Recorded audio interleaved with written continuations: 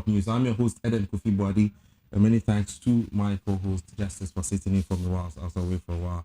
This evening, we will be discussing issues on the African continent, and we'll try to bring it home slightly to touch upon certain aspects of the just read financial statement of what we call finance of the nation, just by the Minister of Finance, Honorable Kenneth Furiata. And now with me in the studio, clearly someone who needs no introduction. He is being on the low key, on the high key, playing a very good role for the youth out there. He is the president for the Africa Chamber of Youth for Development, and also I think the CEO of the A-League Consult.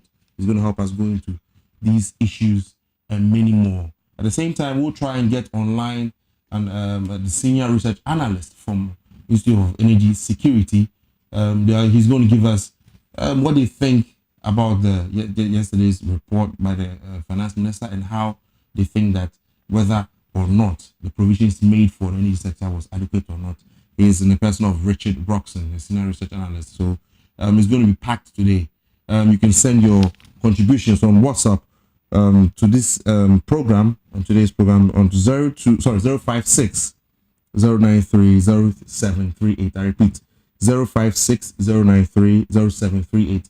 And the calling number is 0241501900. You can also send your contributions on my Facebook wall as Eden Kofi Boadi. Let me have what you think, all the questions you have for our guest in the studio, and we'll let him know. Do stick and stay from this. They will take a quick breather. When we come back, the show continues.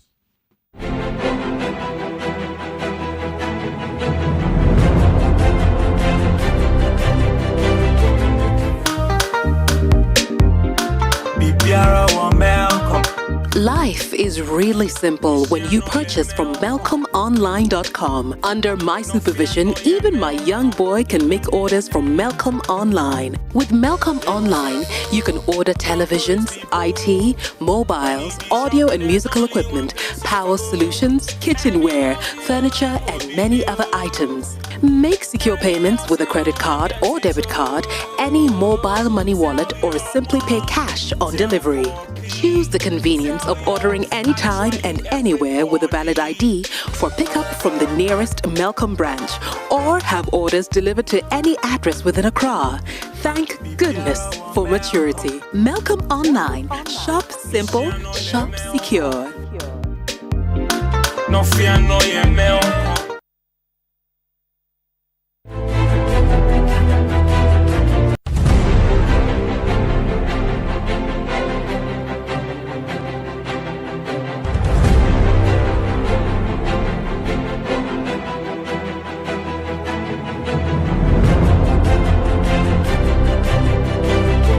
Welcome back from that commercial break.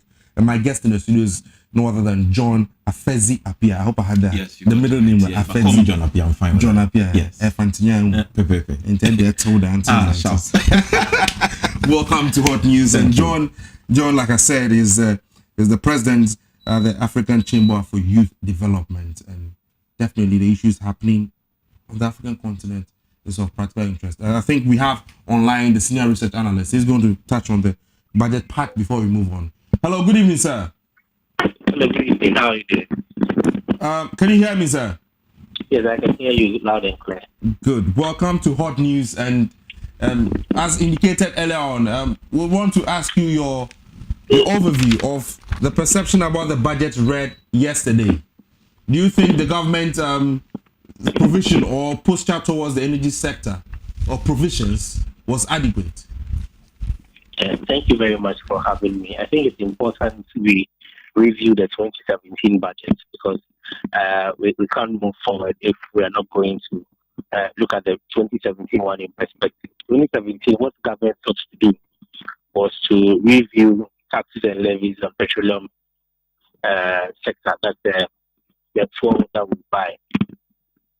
At the end of the day, the government abolished the excise duty, made noise about it, hyped it and excited the whole population. Everyone thought that we were going to see significant decrease in at the pump. What happened was that the excise duty was just 2% on gas, that's petrol, and 1.8% on diesel. Cumulatively, I'm not sure that the change figure that you're paying. Special petroleum tax was also reviewed from 17.5 to 15%. And they also had especially the six effect. The government also attempted reducing the tariffs that we pay. It reviewed the national electricity levy from 5% to 3%, and the same with the national electricity levy, that's the street light as well, from 5 to 2%. Eventually, we didn't see the difference that we're seeing. In the history of Ghana, fuel prices have gone up across the 20 city market, which we've never seen. After like December 2016, fuel prices were around 3 cities, 50 pesos. As we speak now, fuel prices are averaging 4 cities, 33 pesos. That's a quantum leap of almost 20%. So it's important that we look at that and we plan for it, what we want to see, exactly what we want the people of Ghana to feel. In the energy sector this time around, I believe the government didn't do much in the sector. When you look at the budget, the government concedes that they decided to expand electricity through the rural electrification program by getting about 2,100 communities on the grid. What the government did was just 200 communities on the grid. That's less than 10% of what government itself decided to do. When you look at access to electricity, that's less than 1%. If the government decides that it's going to embark on one district, one factory, and the government is not expanding electricity, it leaves much to be desired. Also, we're expecting tax cuts for the petroleum sector. Unfortunately, that's not what is happening. As we speak, crude oil prices have crossed the $60 margin on the international market. And if nothing is done about the taxes and levies, once prices are going up on the international market very soon, the possibility of paying 5 cedi per liter for petrol or diesel in this country won't be far-fetched. Also, government admitted that we've expanded our installed capacity when it comes to the energy sector. We know that is as a result of car partnership that was received as a postman. That was received in August 2017. That's 470 megawatts as well. In 2018, we are expecting Sen Power to come on board. We are expecting Eddie Power Phase 1 to also come on board. The government also said it distributed panels or solar light to some communities. That's a good initiative in the sector because we believe that the drive for renewable energy should be more. Definitely, we have to make efforts to be able to reduce the pressure on our national grid. So this is good government in that as well. We are expecting something comprehensive from the budget, especially in the area of cost, in the area of store policy direction and the comprehensive budget, especially with our oil refinery currently refining crude at 1,500 ppm, whilst we have a new standard of 50 ppm. What this means is that in the next year, clearly, the retrofitting that we're expecting to happen so we can be able to refine that 50 ppm is not going to happen. Where we thought that government will take advantage of it to tell us what it is doing with some oil refinery. The refinery has been down since January 2017. So nothing about that as well. For the ESLA, we were hoping the government was going to account for. We kind of lost Richard there. We will take a quick breather. When we come back, we'll get Richard back online to continue what he was submitting. I have some few follow-ups for him and we will do that. But of course, I think we might just stay on. We will need to take a quick break. We might just stay on so we can just continue with the conversation in the studio. With me here, like I said, John Afezi Apia Fantini. Yes. John, it's quite worrisome. I mean, Robert Mugabe. Yeah. We all thought he was the last standing general after Gaddafi was brutally murdered. And what is happening? It's others say it's a coup. Well, if you look at the wording of the military, it seems it's not a coup. It's just they say they're doing a house cleaning and all that. I mean, what are we to make of this? Yes, I think that it's just a play of words, for that the international community abhors any form of military takeover in a sense of a coup for that matter. But in the sense of Mugabe, I'm sure, I stand to be corrected, the international community, probably on the face of it, would they wouldn't show, of course, they wouldn't show that visibly. In their chambers, they are excited about it. But I think a lot of people, even within the African continent, even within Zimbabwe, a lot of people expected at one point or the other, if he was not going to go on his own, either death was going to take him or something of a sort was going to happen, to take him out of the way, to pave way for a lot of development to happen in Zimbabwe. So I think that it's good that at least nobody has died. There's no, violence outbreak or whatever it is, but it is a subtle way of trying to usurp power from Mugabe. And I hear sources say that he's not willing to step down, even though 93 years. I mean, seriously. But what is your perception about Robert? I mean, well, I think that he's played his part. Most African leaders sometimes overstay their good, if for lack of a better expression. They do well in the initial stages. They're able to do so much for their country. Then it gets to a point they get intoxicated with power, and then they begin to look at how they can sustain power until death does them part, or death comes to them. It's just only in marriage that we know that until death do you part. But when it comes to rulership, leadership, I think that it's important that African leaders will pick up a very valuable lesson from what's happening to Robert Mugabe and make up their mind that over a period of time they're going to make significant impact, and when the time is up they're going to hand over successfully to another person to continue. I think that the problem we have in our generation is that people don't, the leaders don't raise competent people to take after them when they are no longer in the scene. That is why some of them find it difficult handing over power, because they think that, look, I'm the only person that has the mettle to lead a country over and over again. But I think that if there's a succession plan, where African leaders begin to mentor young people to take over from them when they leave the scene, it is the best way to go, rather than just to take power to yourself, decide to pass it on to your wife, your son, or your relative, or anything of that. So I think that they should create a strong paradigm shift amongst African leaders. We should work towards the place where we can actually hand over power when we have done our part, rather than stay in power until a social uprising or military uprising before we're taken out of the scene. But funny you should say this. I mean, we try and always talk about democracy. I mean, democracy is good, yes, but it's very expensive. Let's do a sharp contrast between, say, the UAE, Dubai. I mean, that setup they run. It's not a democratic setup. Saudi Arabia, it's not a democratic setup. But of course, I mean, Saudi Arabia is maybe at the tail end of it. But if you look at Dubai, for instance, it's not a democratic setup, and everything seems to be going on well. But why is it that when it comes to Africa, what is it with our skin? Let me take it from two angles. I think that most of the time, unfortunately, Africans, when they get into power, think about just making as much money as they can at the expense of the ordinary person. If you go to Dubai, you realize that there's a lot of development that goes on there, visible, tangible expression of development. And it's not the case that the people that come into power, or the dynasty, or whoever rules, comes to make money. These are people that have already made money for themselves, and they're interested in the development of the average person within their sphere of influence. Compare that to Africa. Most of the time when people come into power, it's about making as much money as I can make. When I leave power for the next 20 years, 50 years, I am sure that I'm going to still stay on and still be comfortable. All right. So the difference for me is the fact that the other people are looking at developing their country, making sure the average person benefits. Because you see, in a situation where people don't see tangible benefits of development, they would obviously, there will be an uproar, because people will not be excited that this is going one way. It's only just this particular family that is enjoying of the wealth and of all that. If development is such that it cuts across to everybody, I think people wouldn't have a problem with somebody staying for more than 10 years. And once we see visible development, we are fine, and everybody is sorted out. Yes, let's pause for now. I think we have Roxanne back online. Hello, Richard. Yes.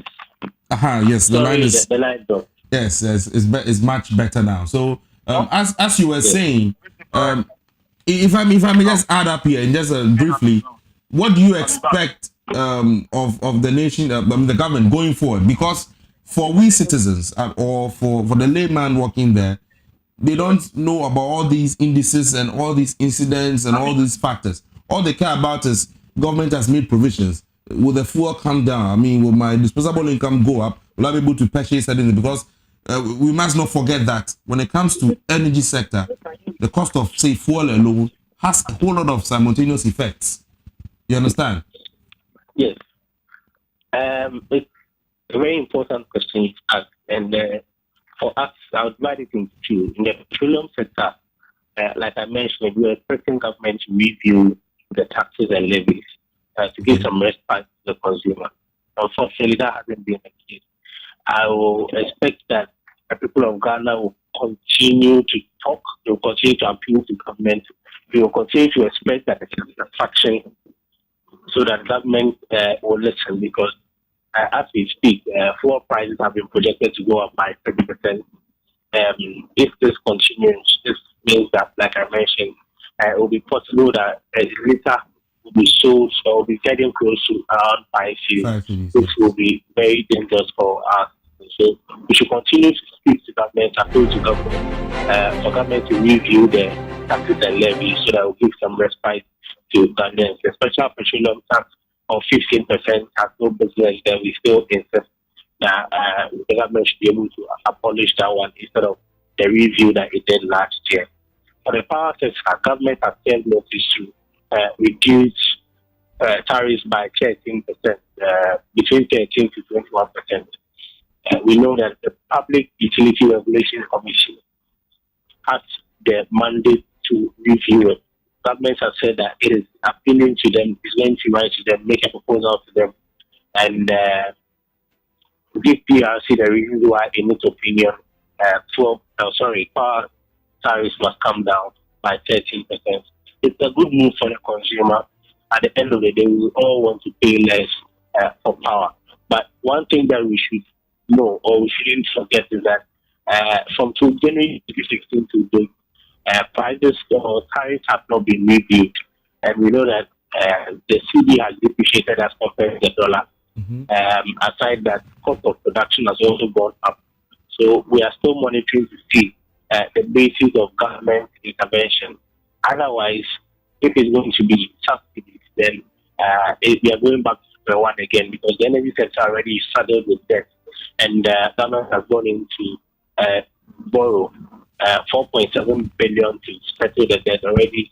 It also says that it's going to sell some specific thermal assets of VRA to be able to raise funds as well. So we are going back to subsidies. Subsidies will be dangerous for the energy sector, because we believe that we should have full cost recovery to make sure that we don't have the debt that we have now. So all in all, we're expecting much from government in 2018. We are hoping that government will come out and give a clear direction, policy direction for thermal oil refining, so that the refinery will be back. At the end of the day, we can export the fuels from the refinery and make some money there. Sure, Richard. Many thanks for your submission. But I hope that when you finish with your response or your paper, you definitely give us a call to come through as well. We would want to be part of the launch and have a first-hand feel of what you think of the budget. Definitely. We will always be in touch. Sure. We will serve the people of Ghana. What everyone must know. Sure, Richard. Many thanks. Have a very good evening, sir. You're welcome. Sure. Viewers, we just joined us. This is hot news. We are discussing. We just finished talking with Mr. Roxon. Richard Roxon is a senior research analyst with Institute of Energy Security. He just weighed in on their perception about the provisions of government on the energy sector, and he feels that there's more room for improvement, and certain levies that were reduced also that there should have been more actually. So they are preparing a paper. When it's done, definitely Pan-African Television will give you a scoop into that as well. Other issue that we are discussing in the studio today is the coup or not coup situation at the Zimbabwean. I mean, it's the whole thing is just messed up, and it's quite troubling. And we have in the studio Mr. Fezi John Fezi Apia to help us go into some of the issues. So, my brother, like you were before the call came in, we're looking at the developmental agenda of certain African leaders. Unfortunately, we get into power, we get corrupted by power. Even the ones that are not corrupt seem to be short-sighted. Whatever plans they have, it doesn't live beyond their nose. Right. And constantly, there is this glooming, prying eyes of the Western, say colonialists, or if you want to call it like that. I mean, they would also want you to dance to their tune. And the moment you try not to dance, because in the case of or Mugabe. That's why, because he was not defiant. dancing Yes. to their tune. Yeah. Then they did everything possible to make life a hell for Zimbabwe. Exactly. Don't you think that contributed to the hardships over there? I mean, I think that it's a global world, and whether we like it or not, we need to play in the global scene. You cannot be isolated on your own and think that you have enough development that can carry you through the rest of the years left. I think that it's a global world, number one, and it's important that we work together as a nation, together with the other nations that make the world a better place. So the sanctions that were put on Mugabe as a result of his defiance and all that, to a certain extent, did not just harm him, but they harmed the whole of Zimbabwe, if you ask me. And I think that sometimes the powerful nations have a way of going around things. They try to use sanctions as a first step to try and then get you to toe the particular line. And if you fail to go according to that line, then And they cut all your economic ties and all your friends. They start hitting your friends. So that's the point. That's the point. everybody That's starts the master laying plan. low. But Mugabe is somebody over the years, he's defied them. Whatever they say, he just does opposite it.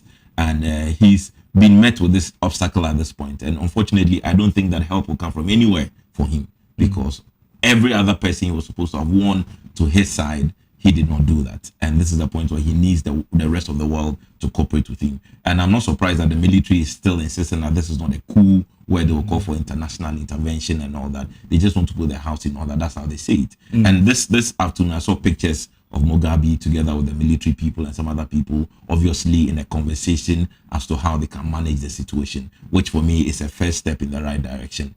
Dialogue always should be the premium. And after the dialogue has gone on and all that, I think that if Mugabe decides to step down, it is in the interest of the whole country. I think that this is the point where he should leave in a very dignified manner rather than wait until it gets messy, people begin losing their lives, and then it costs the nation a lot more. I think that this is the point where he can have a very good conversation with them, because he has the upper hand in terms of negotiation. Exactly. So if he says that this is what I want to be put in place for me to ensure that after I leave power, I'm not unduly harassed or whatever it is, I'm sure. But I mean, at 93 years, who's going to go after him? What can you do? Are you going to jail? But he wants to be safe. He wants to be safe because he knows that some of the things he did, people would like to come back at him, so long as he's still alive and all that. And I hear he's in talks with the people as to ensuring the safety of the wife and the family as well. Because The rumor has it that she has absconded, actually. well, we cannot place a finger on where exactly she is. Some say she's in Tanzania, Namibia, some say South Africa, but it has not yet been proven. But I think that the point that people are looking forward to is where he's unable to transfer power to the wife, because people believe that it was going to get to that stage. That was the mood after the vice president was. Yes. But I don't think that is going to happen as we sit, as we talk now, and that we hope that the negotiations go on smoothly. The main opposition leader has issued a statement saying that, well, he thinks that whatever it is, there should be a form of a transition that will allow for a free and fair election next year. So it's not the case that we'll put this one away and place this one there. At least there should be a form of a transitional government that, listens to both sides, or all the sides of the question in the story here, and then allow for a smooth, transition onto a peaceful election where the people of Zimbabwe themselves will decide who would want to lead. It's been rumored that the vice president who was sacked most likely may be the person in the helm of affairs, but we cannot conclusively say that is what is going to happen. But I think that at this point, the interest is that Mugabe will step down in the interest of peace, and then allow for a smooth transition where his interest will also be taken into consideration in that particular transitional government. And what is your perception about the African Union in all this? Once it is clear, Because they have been, I don't know. it appears that they are silent. They're very silent. But once it is not a coup where the UN, the African Union, and all of them speak against it, it's a laid back approach. But I always think that they are behind the scenes working. It's not always the case that they may have to issue a statement. Is AU very effective at all?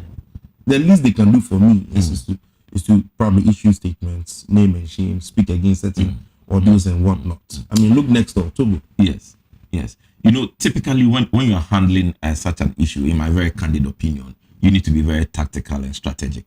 It's about Africans. The union is supposed to protect the interests of Africans. So I think that to an extent where it becomes the case that you are shaming another African country so as to win the laurels and the applause from the rest of the world may not augur very well for unity. So I think that it is very important in some of these things you try the behind the scenes conversation until it gets to the point where you are no longer able to push for an advancement, and then you can take to making statements, calling a press conference, and military action, and then all that. But I think that they are visibly engaged in this conversation, though they may not come out to say, because it's very political in every sense of the word, and people are watching how we as Africans are handling our own situations as Africans. So I think that let's talk behind the scenes, let's keep away from the cameras, and let's impress on the people that needs to be impressed upon to take the right decision in the interest of Africa. Yes, and you mentioned quite earlier on that as Africans coming up, it's important that we think of development,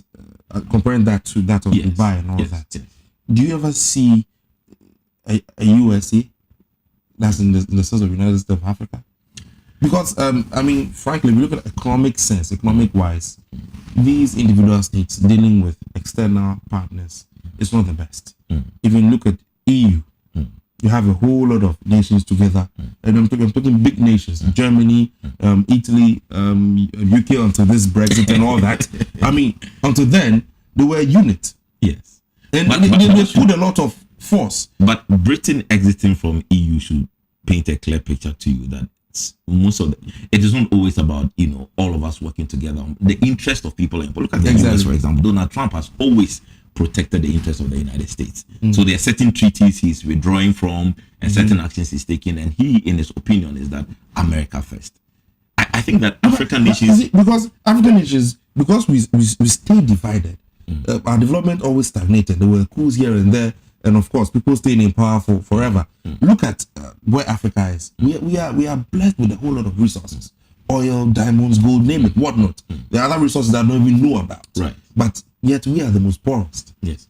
And it's a matter of leadership and the vision that leadership has. I think that's very, we very don't even trade amongst ourselves. And it comes back to leadership. Because you know what? We may not necessarily be a United States of Africa, but if our leaders are visionary and they think about the development of their nation and the development of Africa, they can always come together and find out ways they can, extend trade relations and improve relationship amongst themselves, because then it is in the interest of the whole country. So if, for example, Ghana decides that we're going to generate enough power and will be willing or will be able to sell power or pass on power to our neighboring countries to better, their energy situation and all that, it is in the interest of the other nations as well. And there's something also in the other nations that Ghana could also benefit from. So I think that it is a leadership issue. We need to put our house in order before we think of uniting as a nation, as Africans, because if we don't do that, there will always be problems. So if Ghana is on a clear trajectory to development, Nigeria, South Africa, all of them clearly are making progress in that stead, then we're able to unite our forces and make greater impact. But in the case where, Ghana doesn't know where it's going, Nigeria is going a different tangent, Zimbabwe and then all that, it is always problematic, because then you can never have a coherent, voice to face the rest of the world. But if they are visionary leaders in each of the countries and they make visible impact on the nations, clearly to show that they are interested in the development of the nations, then it is easier for us to come together as a continent to make a difference. Don't forget that there's African Union. People don't believe it's powerful. There's the ECOWAS and then all that. But I think that if the individual countries are able to put their houses in order, it is easier for us to come together as a group, as an African nation or African continent, and make impact. And I think that 2, 3, 4 nations can decide to come together, within the African continent, and they can make impact, and then the others can learn. Because at this point, a lot of people think of their own security and as to whether or not this will work or that will work or that. So, for example, if Ghana and Nigeria develop a very strong relationship, beyond just culture and beyond trade, but even for other, military reasons and all the other economic ties and all that, then we can tell the story that, look, Nigeria, Ghana, we have been able to do this. So then it can extend to other countries as well. And then the issue of language is also a big issue. The Francophone and then the Anglophones is always a big issue. Even in Cameroon as a nation on its own, yes, they are divided along that line. So the language barrier, becomes an impediment to some of these things. But even if all the African countries that speak English decide to go in a particular direction, the countries that speak French begin to go in a particular direction, at least at a point, there'll be a synergy between the two devices. Exactly. But unfortunately, for the Francophone countries, so to speak, they are still the umbilical cord to their colonial masters is even stronger than we, the Anglophone countries. Yes. Mention Togo, Ivory Coast, probably Benin, Burkina Faso, and Cameroon. The French, Cameroon, itself. Yes. Their ties to their masters are way stronger than us. do you ever see that ever breaking to see such a dream? Because it's quite, you know, when I look at the picture, I mean, it's quite beautiful to be able to see, say, Ghana, Nigeria, or Ghana, say, even Ivory Coast, teaming up for an economic venture.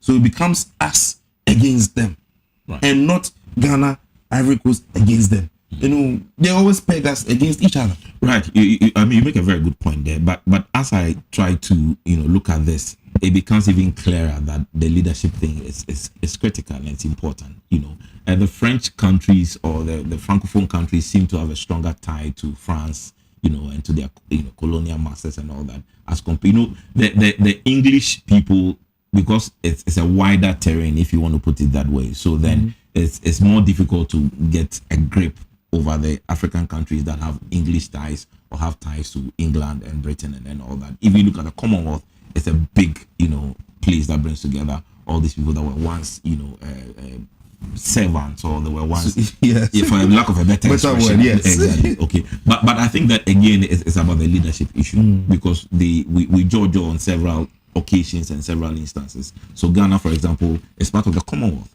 you know, and we get to engage with the other Commonwealth countries, and we look at things that were new to our benefits as Ghanaians within that particular context and all that. I think that the Francophone countries may be able to also look at that angle as well, but it appears that France is indeed interested in some of these countries. They still have a hand in some of the issues that happens in some of the Francophone countries and all that. But again, it will get to a point where the African leaders, whether Anglophone or Francophone, are able to stand on their own, and they can do things without any undue influence from the Western world. It's high time we stood up, and viewers, like I said, you can send your contributions to the WhatsApp line, which we've put on the screen. You can also call in just about 5 minutes time. The number to call in is 0241501900. And John, let's bring it back home. I mean, it's just a budget, but it was read yesterday. I don't know if you followed it, but if you did, do you see provisions for the youth? I mean, yes, I think because people, there were schools of thought that said that, of course, there were a lot about job creation and whatnot, but it lacked specificity. You know, where are the specifics? Okay, so for me, one of the major issues of concern to every young person in Ghana is job creation, the opportunity to have a good job and to be able to take care of yourself and by extension the rest of your family. And I think that it's a very audacious, you know, attempt by the government to decide to create jobs for over 100,000 graduates, which for me is good news. The only problem I have is sustaining what has already been started. More often than not, we play around with a lot of figures, mention 100,000 here, to 20,000 here, 50,000 here, but as to the ground, you know, to the basics, that's whether we're able to indeed achieve this is another conversation. But I think that the approach by this government indeed is welcoming to us as young people, because then it affords the opportunity to a lot of graduates that spend almost everything they have trying to find themselves a good job to do. Yes. And this particular 100,000 people that will be given jobs, for me, it's exciting because it's segmented. If you look at it clearly, it's not just all of them being boxed into one area. So there's a Feed Ghana, for example, where those that have great backgrounds will be recruited into that particular sector to do that. There's a Heal Ghana angle as well, where the health services, people that are affiliated to the health services also get opportunity to work. And there's a Revenue Ghana, so which is of interest to me, because then we need to collect as much revenue as possible from the informal sector in order to, you know, spur the economic development of the country. And there's a Teach Ghana as well, where teachers will be able to, you know, drive in, especially the science, technology, engineering, mathematics angles as well. So I think that if the government is able to stick to the plan, it's welcoming news to us. And you know, there's a provision for entrepreneurship, and I think that that's the key to go. Two things: either you find a job or you create your own job. I am more tilted towards creating your own job, because that's important. That's total empowerment. And if the government has decided to devote about $10 million to this particular thing, for us as young people, we're excited. We just hope and pray that it doesn't get to the point where it's about who has a party card in order to access the funds, because that's where the problem lies. And I'll tell you for a fact, there are a lot of young people with creative ideas, brilliant ideas, very intelligent ideas that I think can compete globally, but it's just about the resources, the financial backing to be able to execute some of these things. So if the government has devoted about $10 million to help young people in Ghana who are willing to put Ghana on the global map, by doing very innovative and creative things that solves our problems and make things work. I think that is the way to go, and I encourage a lot of young people to apply and to be able to get into that sphere, get the necessary funding, and they shouldn't think about just their pockets. They should think about indeed making the ideas work, because that's when it will make impact and everybody will feel the impact. Most certainly. And viewers, at this juncture, we'll take a quick breather. When we come back, we'll open the phone lines and we'll read a couple of the messages that have come in from the viewers. Once again, the number to call in is 0241 501 900, and the WhatsApp number still is 056 093 0738. Let's take a quick commercial break. When we come back, we will read and open the phone lines.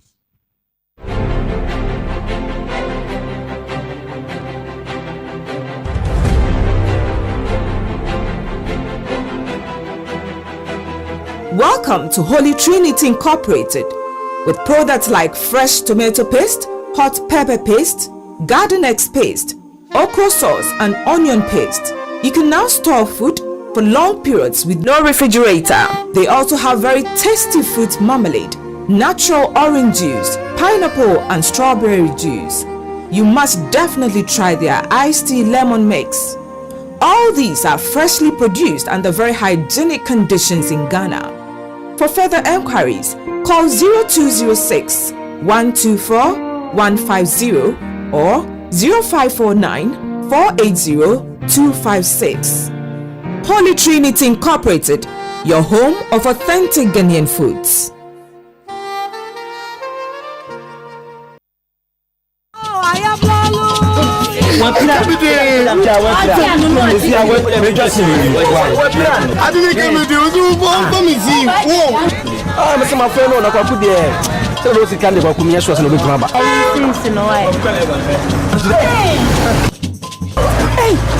You, Debbie. Yes. So when you go for, and I want some more. What for ointment? Whatever. What for in every hay? Oh, let's say when you go for. A drew with me to the swan. Sorry. What's it? A drew when I will call Robo Memoir. Your body running friend Mali, po, what true for was me dancing in one blue tree. What am I dancing in your copas and other from Wabami Haya? A young copy gate, Usisi. What possible, a woman and a timbre Museno, Nemuyania. So when your ultimate be the fire. See what can you know why it won't be sway? Made the waffle cream a treaty money in pimples, a crow, a jam, a proper one among the area would weigh. What the and chili good siumu? Now the waffle soap can the straswa 5 minutes a chi. Now the waffle cream astraso, a best sunny in from a huato. Waffle herbal products. Or Mafra Jatunti was the Male, Popa, Pasua.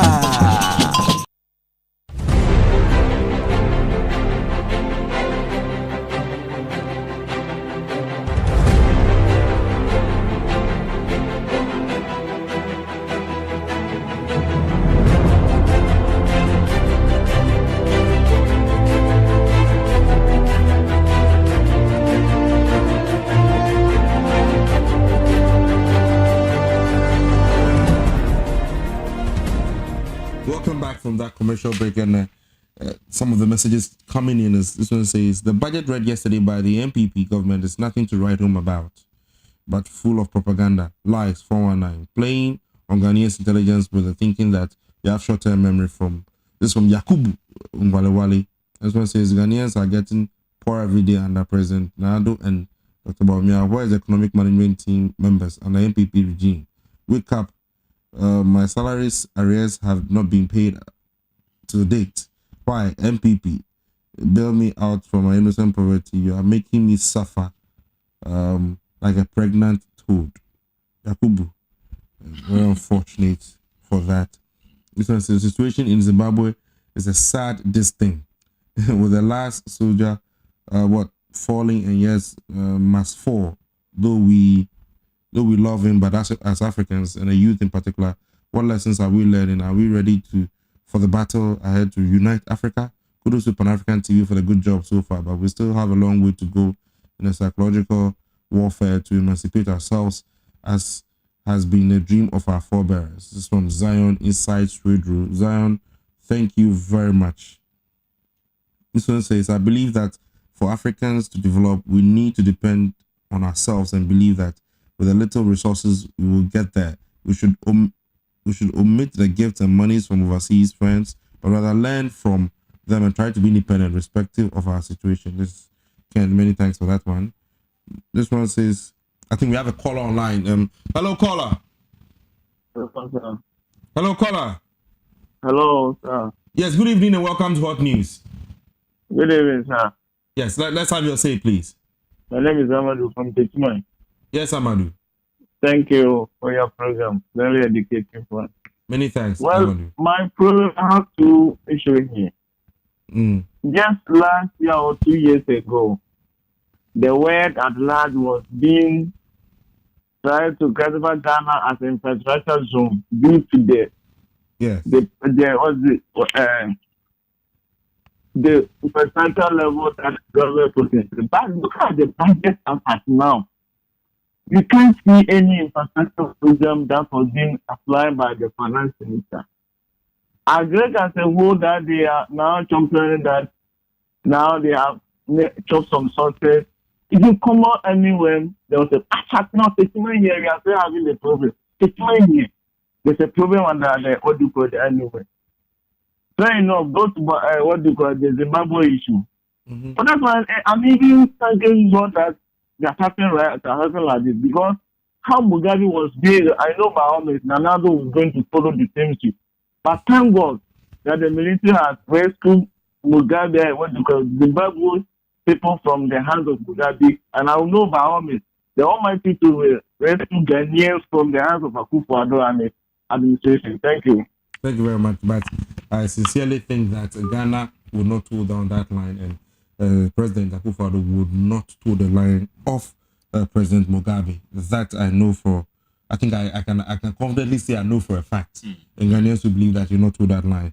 And this is from Asana Delwin Eric from Basionde in Garu Tamale district of the Upper East region. I think the budget of the MPP is a fantasy budget, because all what the minister said is not true.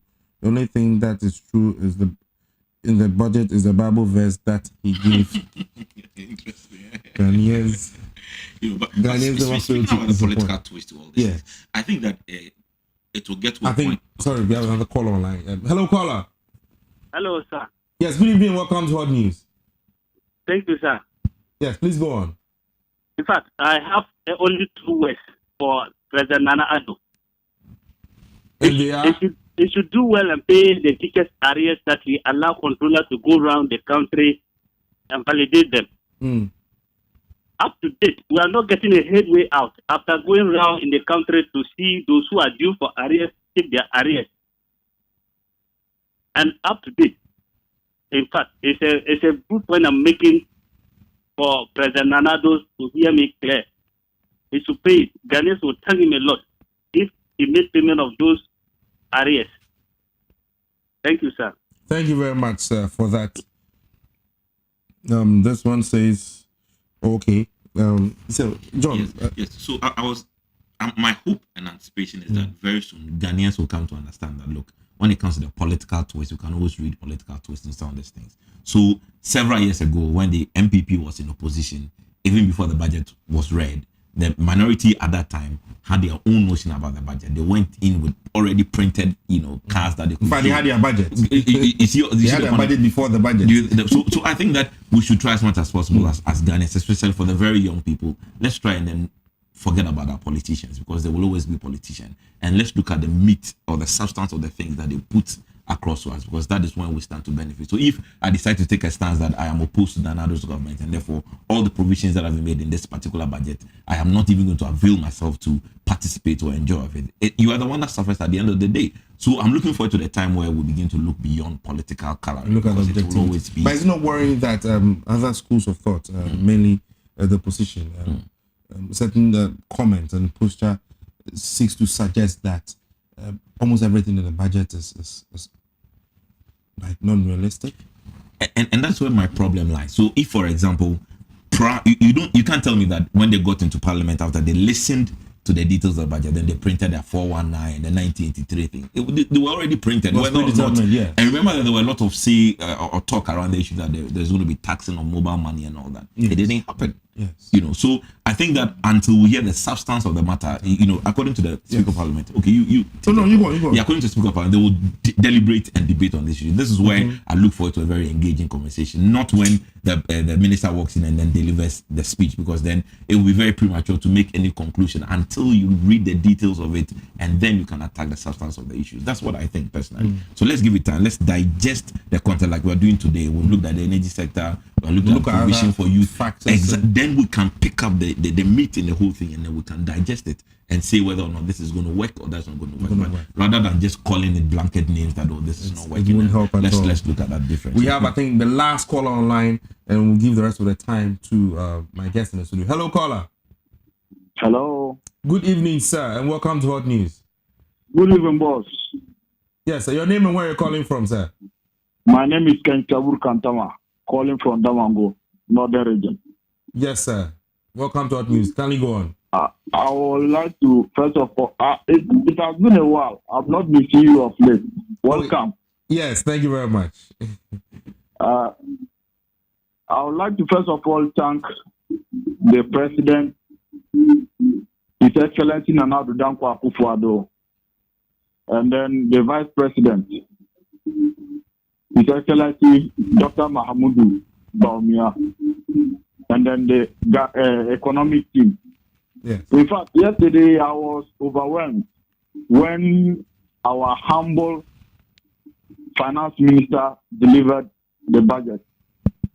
In fact, there are certain things that were captured that really touched me.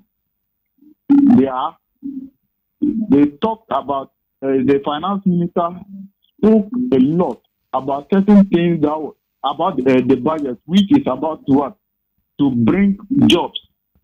This budget, as it was captioned yesterday, a Juma budget. And we believe that this is a time for we, the youth, to take this opportunity and then turn things around for ourselves. I am a graphic design student, I'm HND student in graphic designing. And I think whatever that has been tabulated, I think going into 2018 is going to bring money into the pocket of Daniel.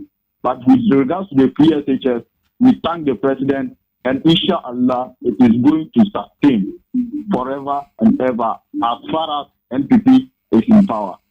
Thank you very much, and God bless you. Thank you very much, my brother, and have a very good evening.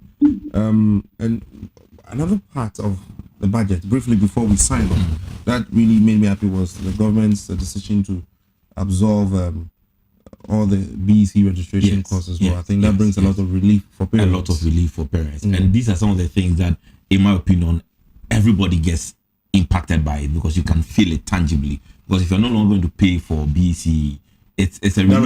Registration cost can be used to do something else. And I think that it feeds into the free senior high policy thing, because then we can get a lot of people sitting for BEC and passing and then graduating into the free senior high secondary school thing. So I think that it's a strategic decision that the government has taken, and such things, affect everybody, whether you are in the north, you're in the east, wherever you find yourself. If that, applies to you, or you're able to get to that stage, you don't pay fees like that, or you don't pay, registration, which is a big problem. I've been a teacher before, and I've seen situations where students will virtually have to be sacked, and people will have to go and borrow money just to pay for the BC registration when they actually paid school fees. It doesn't make sense, but it's good that at least they've taken this decision, and we hope that it is consistent throughout. And even if a new government comes, that particular initiative will still be adapted and to save a lot of people. Yes, and in just about a minute, another issue that I heard in the wind, I don't know if it's not confirmed yet, that there's this intent that the government seeks to set up a fund or an account, which